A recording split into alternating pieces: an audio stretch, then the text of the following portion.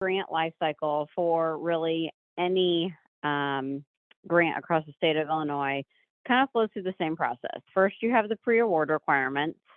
Next, you would apply or submit your application for review. And then you would have the active grant if you're awarded the grant.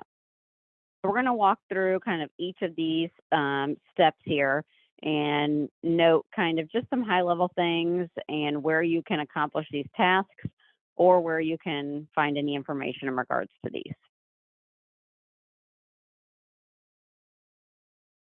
So first, with the pre-award requirements, so these are what we call, you need to be pre-qualified. The first thing you need to obtain to be pre-qualified is called a UEI. It's a unique entity identifier. Some of you may be familiar, it used to be a SAM number from the federal government. Now they changed it to a UEI. So again, unique entity identifier. This is simply a tracking database of all government contractors through the federal government, not the state of Illinois, federal government. So we pick up on this system through their system, but the actual registration is with them. And again, there's the website where you can go, sam.gov, and get registered there. Again, this is a free registration process. And once you obtain a UEI, it does have to be renewed annually. So just keep that in mind. The next is also with the federal government. It's system award management, which you'll hear us say you need to be registered on sam.gov. So two separate pieces. You need to obtain the UEI number from the previous slide. And then this is actually registering on sam.gov. So this is a central registration point, again, for all government contractors. And this, what this differs from the previous slide is this reviews federal stop pay lists. So if you are not in compliance with any grants with the federal government, then you would basically show up on a list and it would say, you know, you're not in good standing for your SAM. So when you apply for your UEI, you will also register for your SAM or System for Award Management, sam.gov registration. When you do, you have the option to make this registration public or private. Some people prefer to make it private because it does show some information about your entity. Just note that if you do make the registration public, it is quicker on our end. Again, I mentioned earlier, our systems kind of speak to the federal systems. So when you make it public, our systems are allowed to speak. So we can actually see that you registered for your sam.gov and you got your UEI. If you make your registration private, completely fine. Just know that you will need to manually reach out to us and have us update that information for you, and you will have to provide some backup documentation. Getting a sam.gov registration is also a free process. And again, it can be done on the same website at sam.gov. So just two things, again, UEI separate from your sam.gov registration. You do need both. They are on the same website. And if you can make it public, that would be great for us. The next thing will be with the actual state of Illinois at the Secretary of State.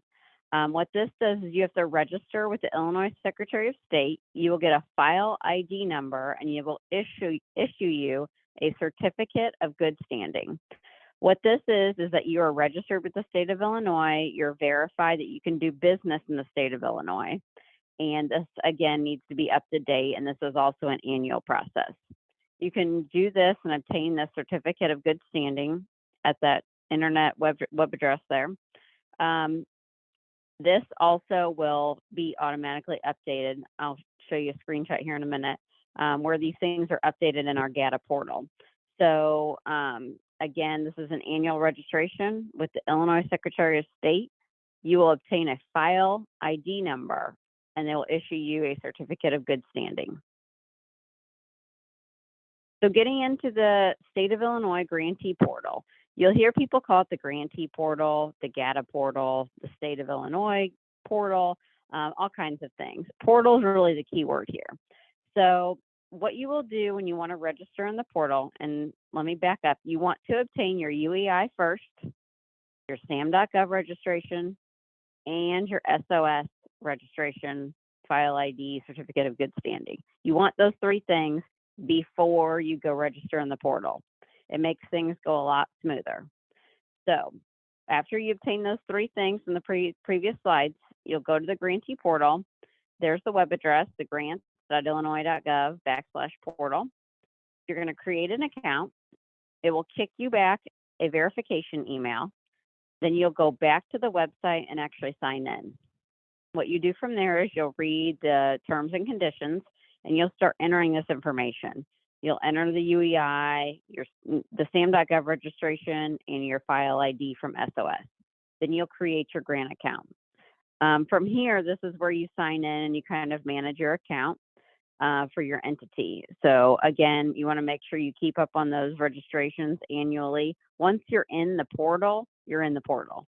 But you do have to maintain that UEI and that Secretary of State annually. So here's kind of a little screenshot. Can I ask you a real quick question about that last slide? Yep, sure. And you made it very clear, but I just want to kind of speak on something. So we get our UEI, our SAM registration, and then we go get the SOS, Secretary of State Certificate of Good Standing. We bring it over to the State of Illinois Grantee Portal, and then we complete this part of the process. And we need to go get those 3 things every year. So yes, what it will do is just a registration. Your number will not change. Your UEI number won't change, and your SOS file ID number won't change.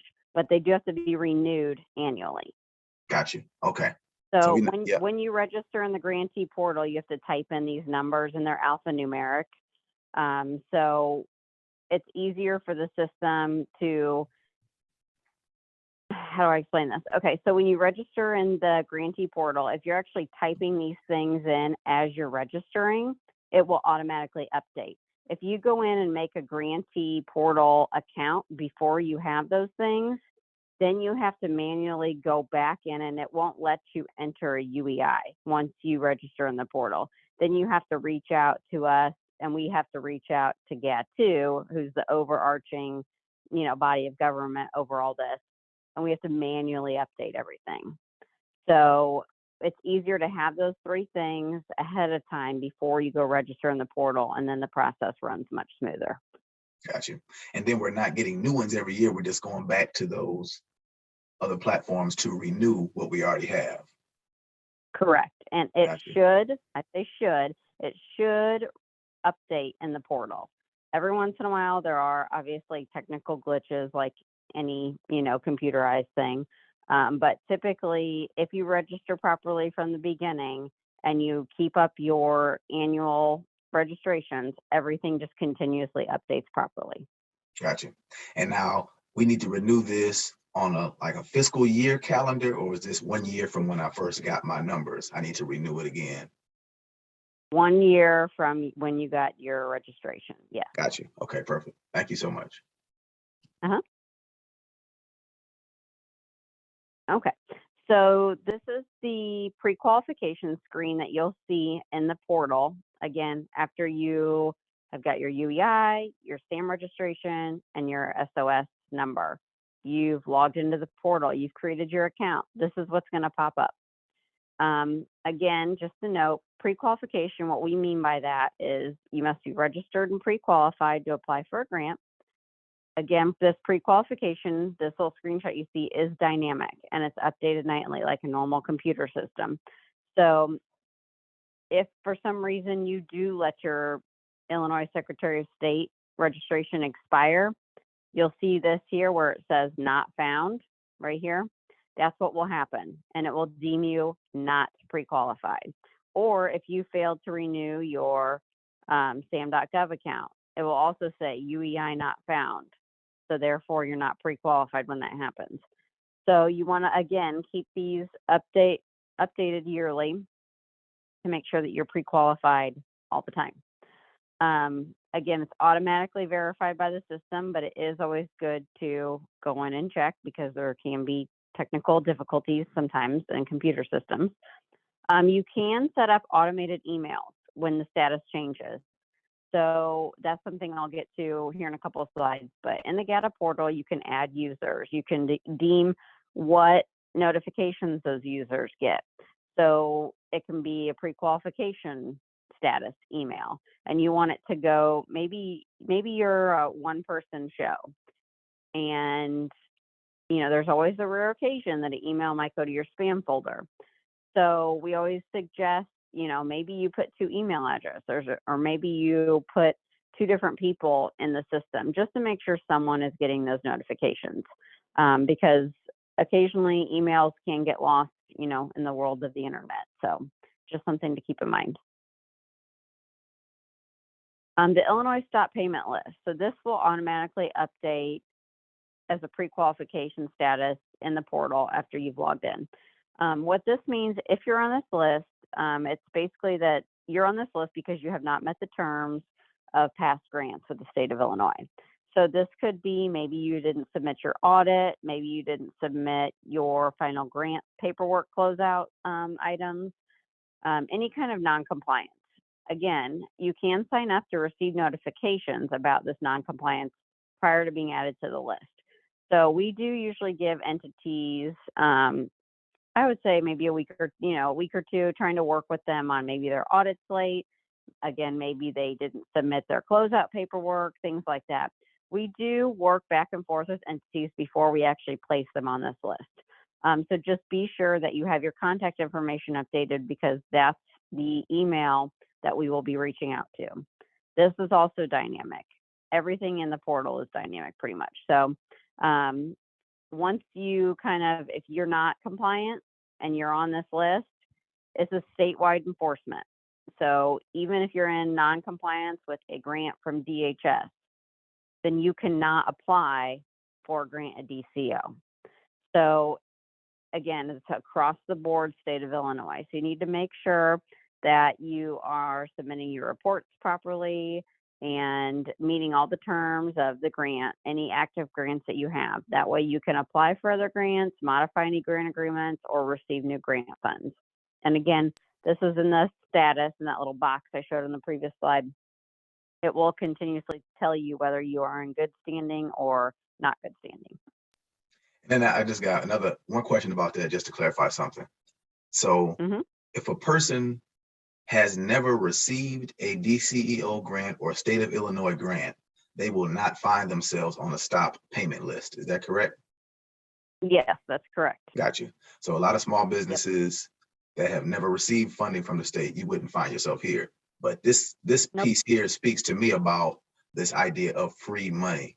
There are a lot of responsibilities for a grantee.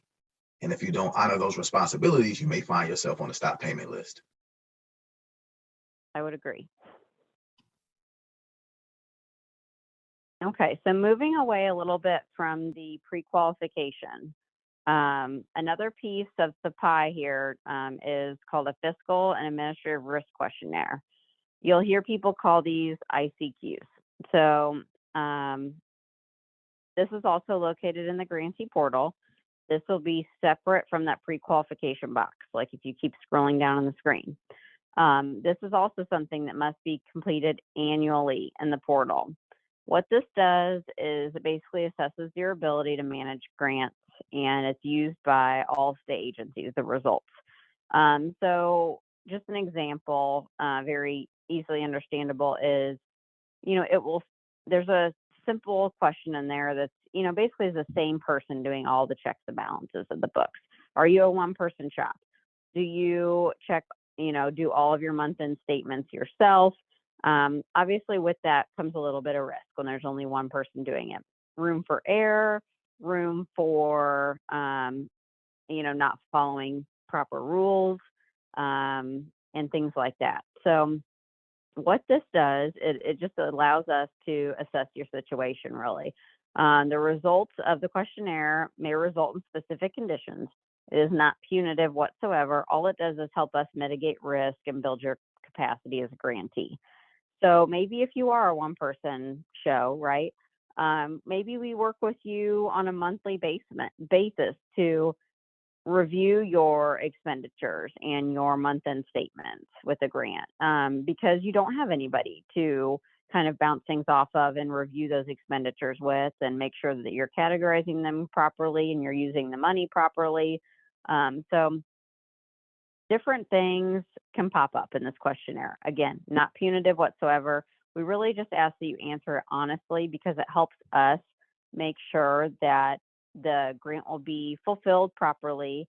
And as Matt mentioned earlier, that you become a good steward of using state of Illinois grant money. So we want to help you get that money and use that money for good. So again, just answer it honestly, and it's just a tool to help us help you manage and implement the grant successfully. If you are a previous grantee, you will notice that the ICQ has changed this year, starting July 1. So previously, there were lots of sections on the ICQ. You can kind of see this screenshot over here on the left. It has changed drastically to over here on the right. It's really, a lot of it's been condensed.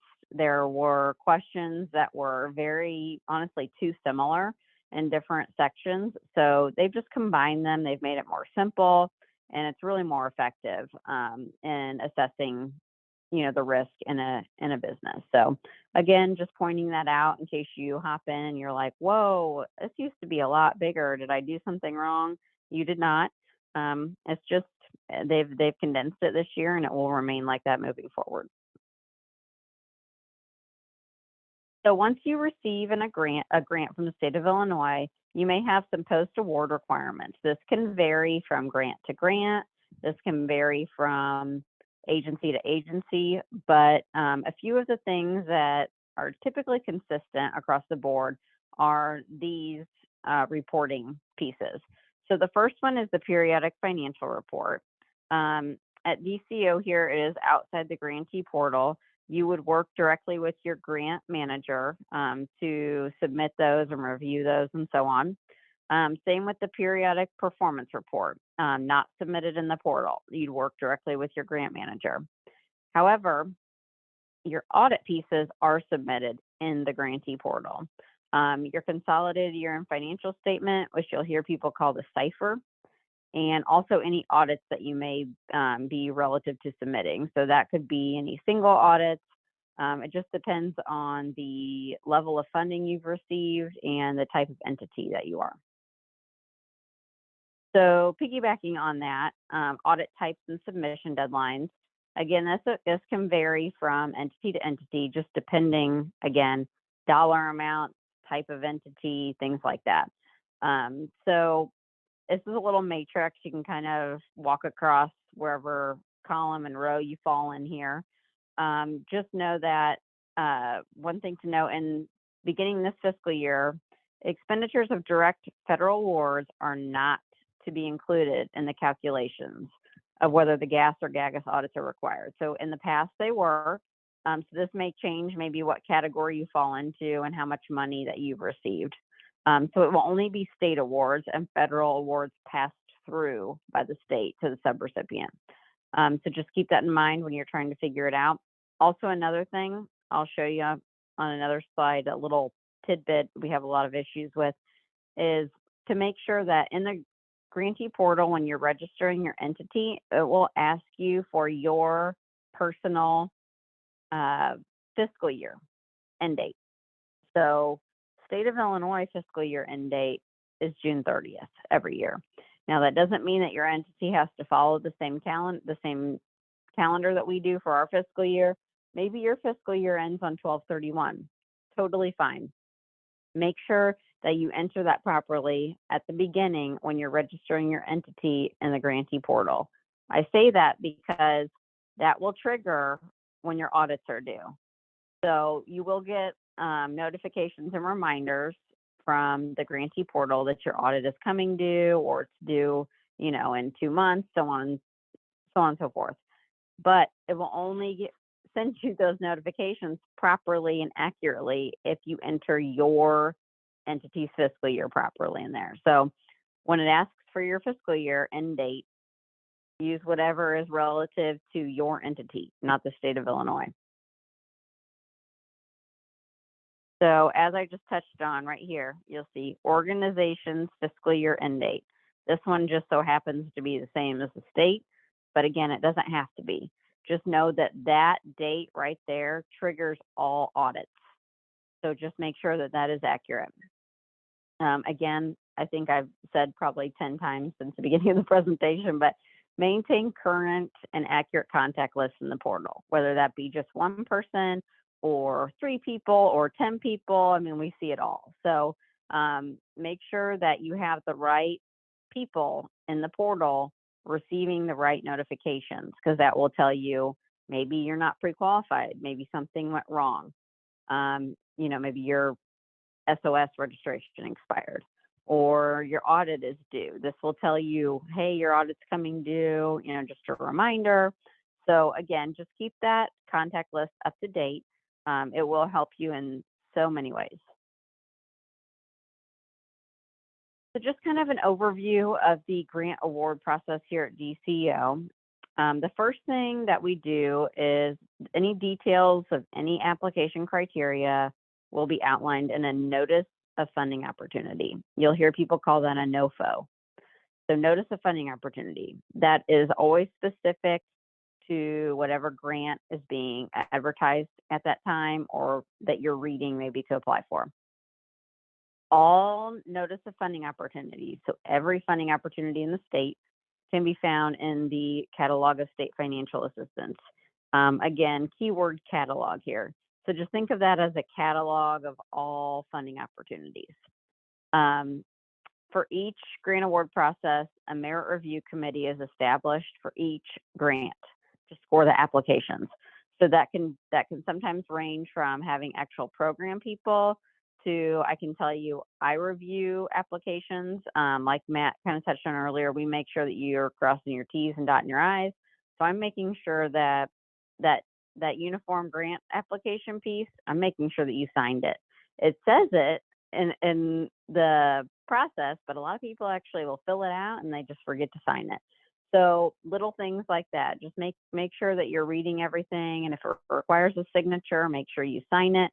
Little things like that can disqualify you. So just keep that in mind when you're applying. All details of anything you're applying for will be in that notice of funding opportunity. Again, grantees will complete a programmatic risk assessment questionnaire, which, let me separate, is different from the ICQ, the fiscal and administrative risk questionnaire that I mentioned earlier. This is separate. The ICQ that we touched on earlier is in the portal. That's used by all agencies of the state. Separately, programmatic risk assessment questionnaire, that will actually come from the agency in which you are applying for the grant from. So if you apply for a grant from DCEO, you will get eventually, during the process, get likely a link to complete this other programmatic risk assessment questionnaire. Again, PRAQ. So ICQ and PRAQ, two separate. ICQ is in the portal. PRAQ will come later from the program. Typically, it's a survey link to do. Grantees will be notified of grant awards through NOSAs, which are Notice of State Awards. These come directly from the portal. Again, don't forget, keep your contact list updated, because you will actually be notified and you'll get your grant award through whatever contact person you have listed in there. That's how you'll get your award. So you get to review the terms and conditions, and an email notification will be sent to whatever email is on file there. So any denial notices will be emailed, and once you receive an award, grantees work directly with the grant managers to execute the grant agreements. So a common question we get asked is, well, where do I find out what grant opportunities are out there? So GATA, which I mentioned earlier, they kind of oversee all the grants across the state of Illinois. They're located in the governor's office, the management and budget. So what they have is this central point of grant opportunities. So they just updated this actually, and it works much better now. There's actually a way to get notifications now, which is great. So their website is gata.illinois.gov. And what you'll do is you click on CSFA at the top. There's a little ribbon up there. So every grant from the state of Illinois is on this site with any kind of details and program requirements, how to apply, anything like that. You can either check back for new opportunities, or their new thing is you can subscribe to a weekly mailing list, which is great.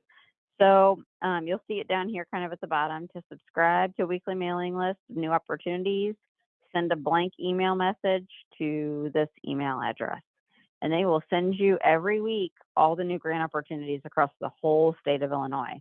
So before, if any of you are familiar, you had to go in and like sift through them and like read them, and there was no separation of like which opportunities were new, which opportunities were old.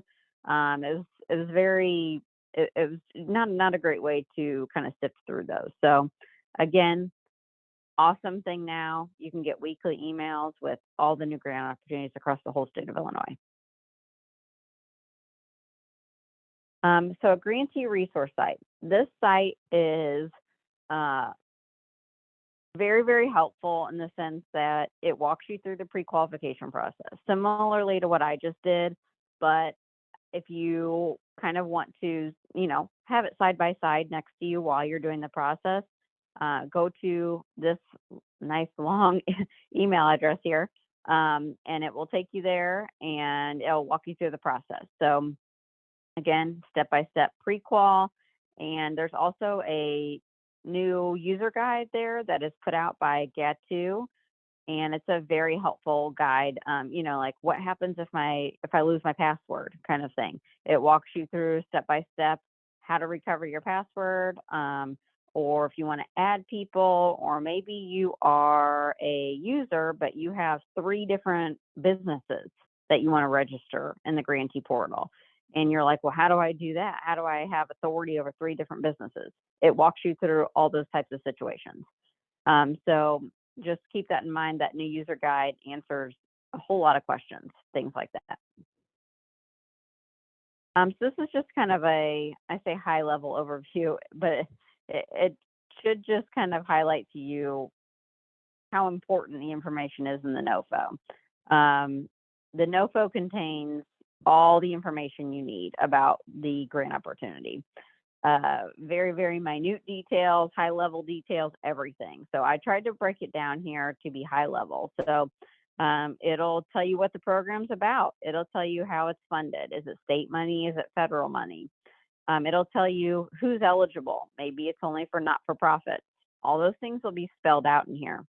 It will tell you, when are things due? Is there a cutoff day and time? Some notice of funding opportunities have rolling applications. So maybe it just stays open till all the money is gone. Some of them are, it's due on November 21st at 5 p.m. So you have to submit before then. And just as a tidbit, we do check for that. And we have disqualified people because they submit at 10 after 5, or 5:09 or whatever. You have to make sure that you submit by whatever day and time is listed in the NOFO. It will also break down for you like how we're going to score the applications. How many points are for this section? How many points do I get for this question and this answer? So it will break everything down for you on that. It will tell you, any kind of reporting that will be due. And it's, again, NOFOs can be anywhere from 3 pages to, I've seen like 43 pages. So they contain a lot of information. It's one of those documents that I would probably print out and have my highlighter and kind of go through and, highlight all the key points, and maybe read it several times too. A lot of questions we get are actually answered inside the NOFO. It can be a lot of overwhelming information, which is why I say you may want to read it a couple times. So just keep that in mind. A lot of people, of course, at the end are, well, how do I get my money? Because that's always the best part, right?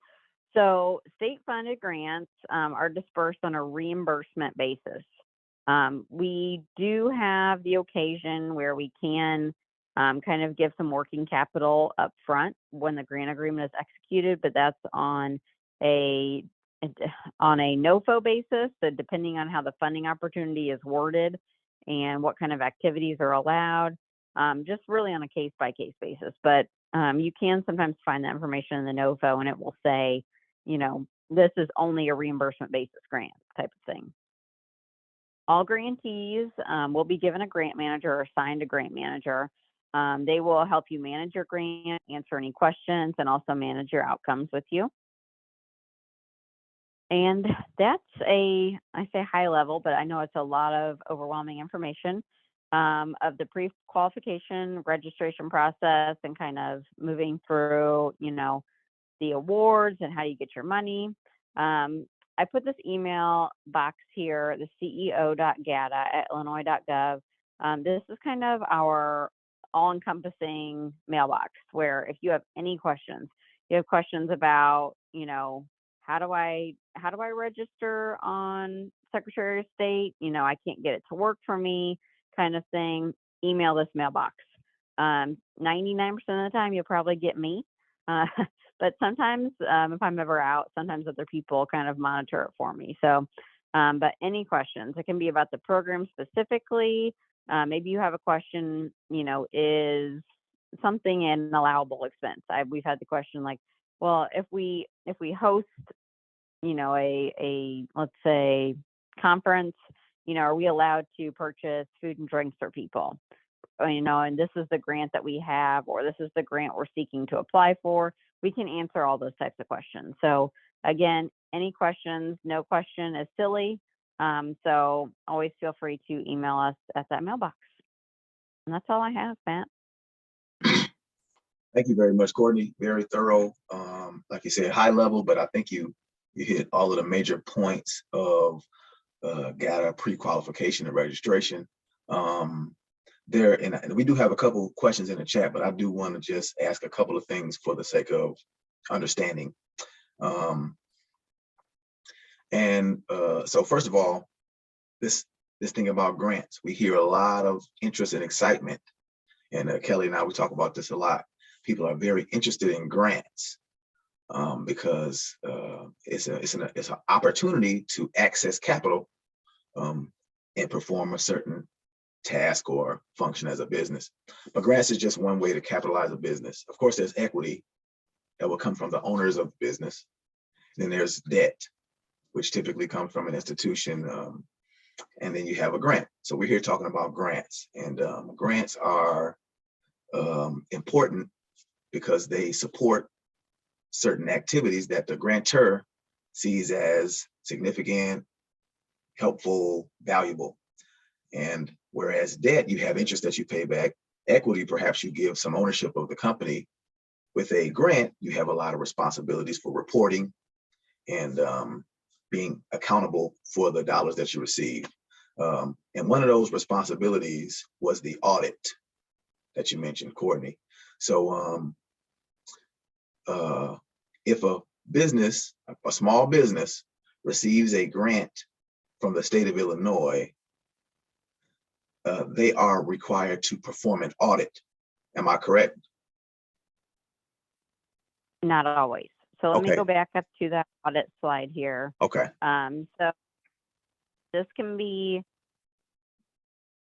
is kind of a matrix that we use for audit. So if you have, maybe you have less than $300,000 that's total expenditures of federal and state awards. So maybe you only got a $50,000 grant.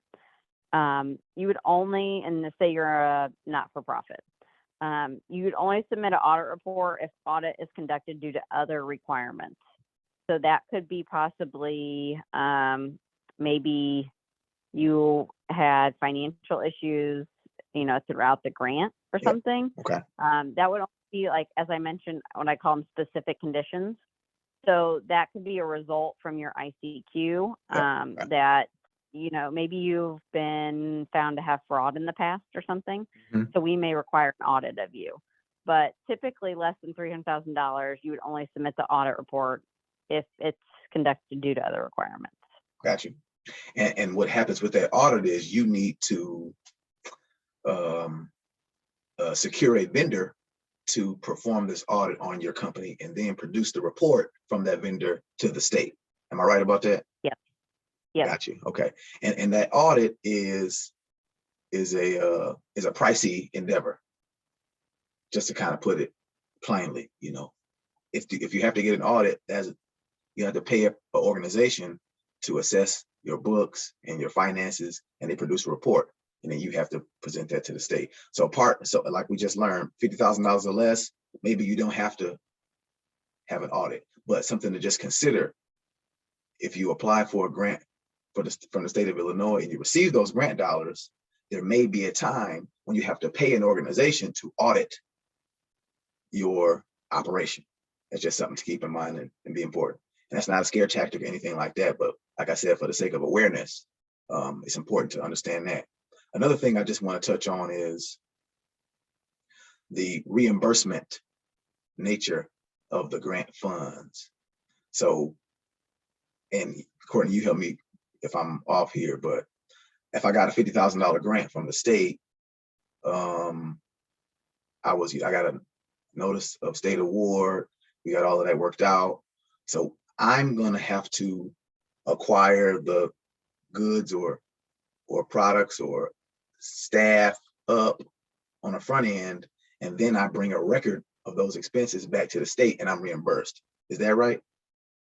That's correct. Yes. Got you. Okay. So it's not like you get money on the front end for being a grantee. What happens is you may need some funds even to execute the grant correctly. And these are conversations that we can have with you to try to work with partners and make sure you get that taken care of, because we don't want to leave you out hanging dry. But again, for the sake of awareness, I just like for people to understand what it means to be a grantee or to get a grant. Sometimes we say we want a grant, but when you learn about the responsibilities, it's a different undertaking. And I think it's just important to kind of come into things with eyes wide open. Yeah, Matt, and I wanted, I didn't want to interrupt, but that is like something that, I mean, it seems second nature, but I know that people have really have some trouble with this. Like grants are not free money. You do not get to, unlike a loan that you go to a bank and you can utilize that loan however you want. The bank really doesn't care. They want to, make sure you can pay it back at the end of the day. That's it. But grants are very specific, and you touched on this, about services that are supposed to be provided with that grant money. And if those services are not included in your grant agreement, they are not eligible for payment. And I have seen so many businesses get in trouble with having to pay back money because they utilize it for things that were not grant eligible. And it doesn't necessarily mean that they used it for bad reasons. Like everybody didn't go out and buy a new car or get their house remodeled, but it could be you provided a service that wasn't one of the deliverables in your grant, and that becomes reimbursable if you can't make the argument and have them make some changes. But it's a whole overhauling system that has to process that has to happen. So if you can you and Courtney talk a little bit about that kind of expectation when we talk about grant money? Yeah, Courtney, you want to touch on that? Just like Absolutely. the grant agreement piece. Yep. So when you submit your application, you typically have a uniform budget you have to submit. So that budget will be a breakdown of what Kelly touched on, the expenditure. So you would kind of say, hey, I'm applying for this grant, I'm applying for $50,000. Here's how I would plan to spend it, right? So it's a template. There's different lines in it. Some personal services, that would mean you're paying someone. Contractual services, maybe you're going to contract out some work to fulfill this grant. Maybe there's some travel that you want to do with this grant money for the purpose. So you would line item all of that out. Now, when you submit your application, that budget is not final. That's just kind of a snapshot of, okay, this is how this entity would plan to spend the money. So once you would execute the grant agreement, like Matt just said, that budget would essentially get finalized. Maybe you would tweak a little bit. You'd be working with your grant manager they'd say, oh, well, we saw you put some travel money, you know, in your budget, but actually that's not an allowable expense. So we would have to move that $2,000, you know, somewhere else in the budget or whatever. So once a budget is finalized on with your grant manager, you have to adhere to that for the duration of your grant agreement. So when you submit reimbursements, everything should line up properly. So let's just say you said you were going to spend $10,000 in contractual. You would essentially be submitting $10,000 worth of reimbursement for contractual. Now, that's not to say that can't change throughout the life cycle of your grant. It can, but that's a constant communication and conversation that you need to have with your grant manager. Like, oh, well, this kind of came in over budget, so we need to revise, you know, our numbers a little bit. You know, you're still only going to get that $50,000. That's what you were awarded. But there is flexibility to move the money around in different places and pieces throughout the life of your grant. But you still have to make sure, A, they're allowable, and B, you're still staying under your ceiling of, let's just say, $50,000. So again, that's the important part of having that relationship with your grant manager and making sure that everything you're doing is allowable and reimbursable. Because like Kelly said, some people do kind of go off on a tangent and maybe they're super vague in their budget, but it's better to over communicate with your grant manager so you know what you're doing is proper and you can get your money back for it. Otherwise, you're spending your money and you're not going to get that back. So just keep that in mind. Thank you, Courtney. We did have a question. I think you answered this a little bit from Rose. Once we register for these services, I think that means once you get locked into your award and your agreement, you mentioned monthly meetings. Will we be assigned a coordinator? And I think that's the grant manager you're talking about. Am I right about that? Yep. And you may talk to your grant manager daily, weekly, monthly. I mean, I think it really goes back to the relationship that you form with them, and then also the oversight that they think is necessary for you to carry out the grant agreement successfully. And then we have another question from Sherry, I believe it is. Will they have a way to capture fraudsters so that real business owners who really need this money can actually get it? Last time they ran out because they paid the criminals first. And I think this kind of speaks to what happened during the CARES Act and you know, the emergency funding that was awarded from the federal government. You know, there was a lot of fraud that came with the PPP program. And, you know, this is a little bit different than that. These programs are a little bit different. And I think, Courtney, this is why that front end pre-qualification GATA process is so meticulous. Am I right about that? Yes, it is. Yep. Yeah. So this is this is different than the emergency funding that was awarded to small business owners as a result of the global health pandemic. What Courtney has just presented is like an ongoing process and system that's in place if and when the state of Illinois advertises grant opportunities to support or incentivize certain activities. Like right now, I know that there was a notice of funding opportunity for the SBDC network, the Illinois Small Business Development Center network. So what that means is the state has advertised an opportunity for organizations to apply and become a small business development center. So the state is trying to support technical assistance in business development activity. And I think that's interesting because perhaps there are people who are on this call that may be interested. They also have something called a satellite office opportunity where you don't have to apply for the full center designation. You can become a satellite. And again, this is a grant where the state is supporting and incentivizing certain activities. In this instance is business development and technical assistance. And in order to apply, you need to be pre-qualified to guard against fraud, to guard against the people who don't deserve the money. So did I get that right, Courtney? You did. Yep. Okay. We just posted that Friday, I think it was. So Thursday or Friday. So yep. Okay, and then Jeanette asked, I went on sam.gov and it wouldn't let me go further with my application until I paid $599. Did I access the wrong site?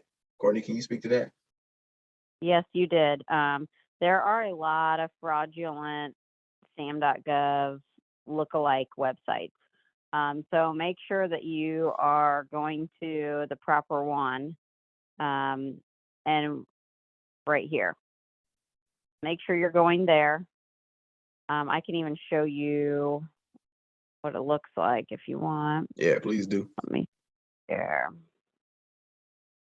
I gotta stop sharing this and then share my web browser here.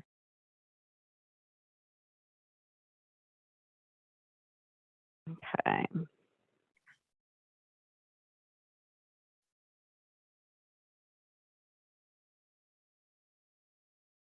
This is sam.gov.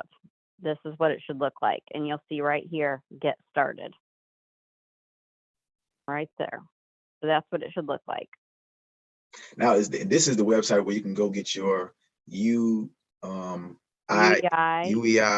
and your SAM registration. Okay, awesome. Okay. They have a lot of helpful videos. Get a unique ID, get the UEI. Down here is a video. What's the difference between signing up and registering?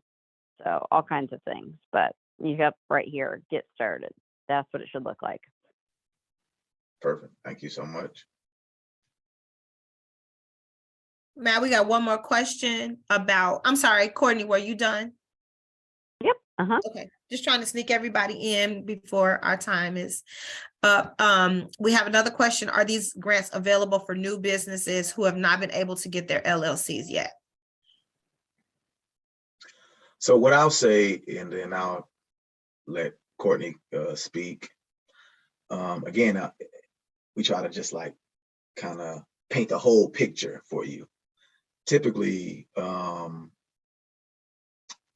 grants are, intended to support or incentivize certain activity that the whoever grants the money thinks is important. I remember, during the pandemic, there was a lot of kind of social justice organizations granting funds to minority-owned businesses, Black-owned businesses, and things like that. Then you have like Home Depot that may have a grant to support veteran-owned businesses, giving them free flooring for their, for their buildings or something like that. Or then you may have like Coca-Cola that wants to grant scholarships to college students that are studying chemistry or something like that. Whoever has the grant money can give it to whoever they want to. And in some instances, there may be organizations that have a grant for a small business that's just starting up. And what we always do is we always encourage people to do your homework and do some research, because there very well may be an organization that wants to support a business that's just starting up that does not have an LLC. There may be. We never want to tell you, no, this ain't the case, because that could be false. We never want to tell you something that's not true. But we always want to tell you to do some homework, because there's a lot of things going on and we don't necessarily know everything. I will say that our office, the Office of Minority Economic Empowerment, we host a webinar once a month called Online with OMI. And we try to do as best we can to share out information on federal, state, and local and private money. We don't know everything, we don't have everything, but once a month, what we come across, we present it in a webinar called Online with OMI. And that's where we talk about money, and then we answer questions. So I will drop that link in the chat, and I hope that answered your question. I will say that there very well may be grants to support small businesses that don't have LLCs, and it would take some work to try to dig up where those organizations are. But in terms of opportunities from the state, Courtney did mention a way to get those notifications from the gata.illinois.gov platform. Am I right about that, Courtney? Yep. And Matt, I'm just going to add to that because that was very eloquent the way you said that. And I'm going to give you guys the real answer. There are relatively zero opportunities for businesses who are not a legal structure. If you are not a legal structure, you have a side hustle, and that's not generally fundable or grantable. Now, that is not to say that you have to have an LLC. You can be a sole proprietor, but there are still structural things that you have to do to prove that you are a business, Right. even if you are a sole proprietor. Yeah. This is my frustration a lot. And Matt, we have talked about this ad nauseum. Yes. And I was just talking about it earlier this morning because there are so many opportunities out there, such as this training, which Courtney and Matthew have taken, their time to provide this for free to bring information to our business communities.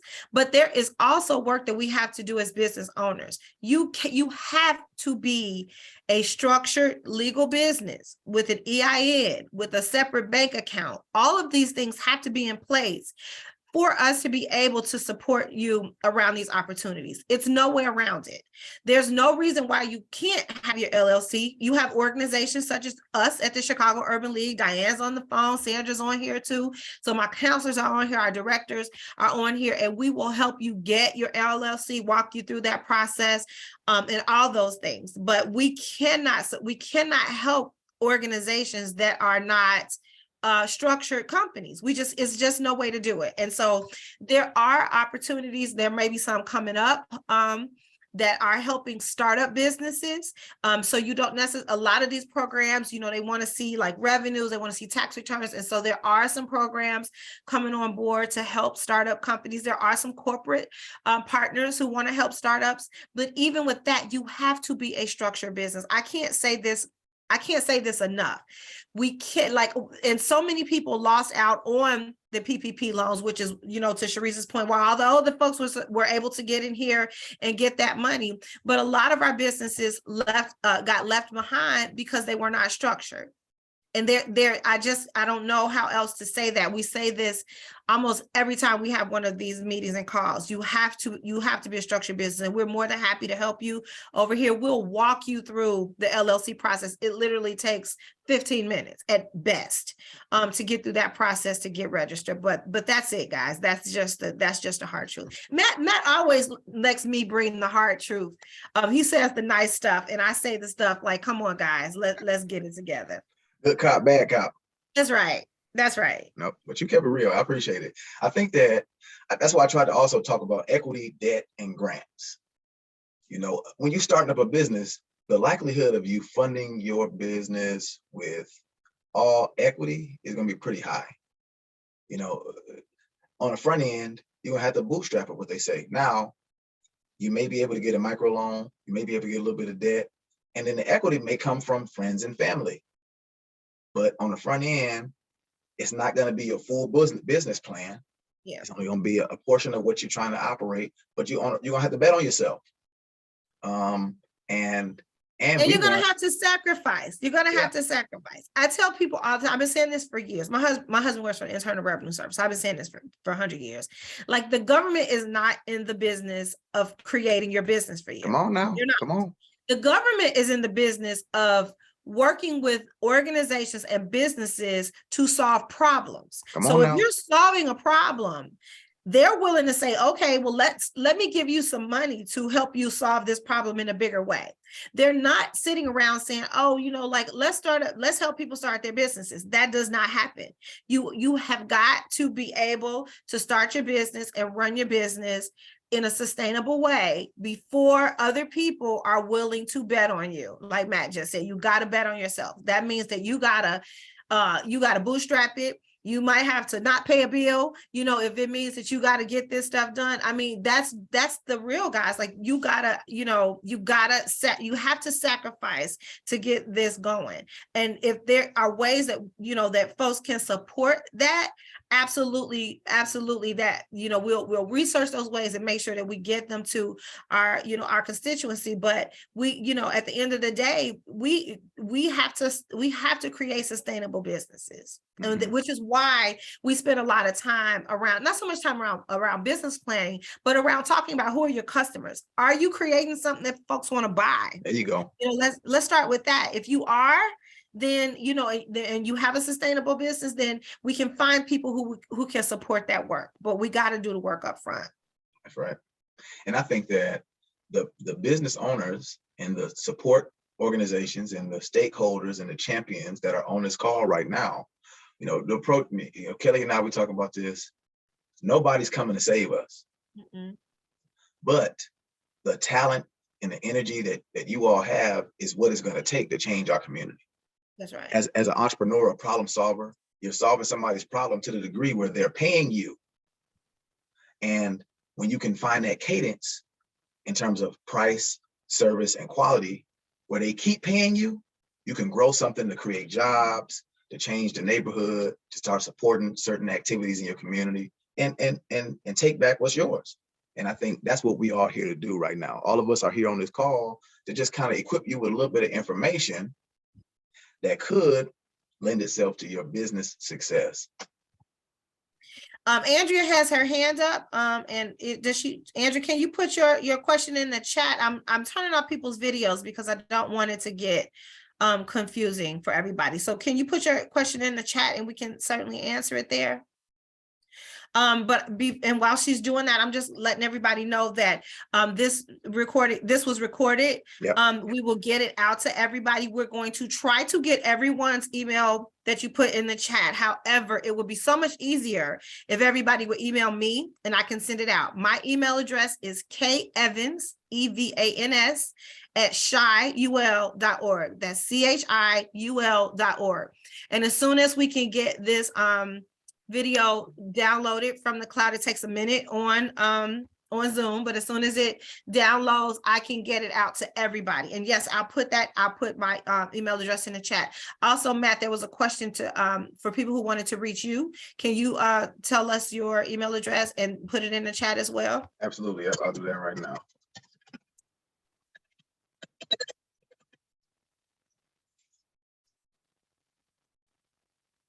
Okay, if I had a DUNS number, so my understanding is I need to register for UEID, which has replaced the DUNS number, correct? That's correct, yes. Okay, got you. All right. So we had a 11:06, and we definitely want to honor everybody's time. If there's any more questions, one more call for questions. And if not, I just want to tell Courtney again, thank you so much for this presentation. This is so helpful. We've been wanting to do this for a minute. And I appreciate it. I reached out to my friend Matt, and he was like, absolutely, let's do it. We turned this around in, you know, a week and a half or so. Yep. So I will say that if we need to do this again, we're more than happy. Look, I'm volunteering Courtney and Matt, but we're more than happy to put something like this together because this is so helpful. We want to support our businesses. If we didn't want to do that, I wouldn't have a job. So like, this is what our mission is. We want to do it, and we want to help everybody do it the right way. So we're happy to have these guys back again. And I just want to do a round of applause to you guys for bringing this important information. And everybody is saying thank you and what a great training this was in the chat. And so thank you to all the participants again who got up and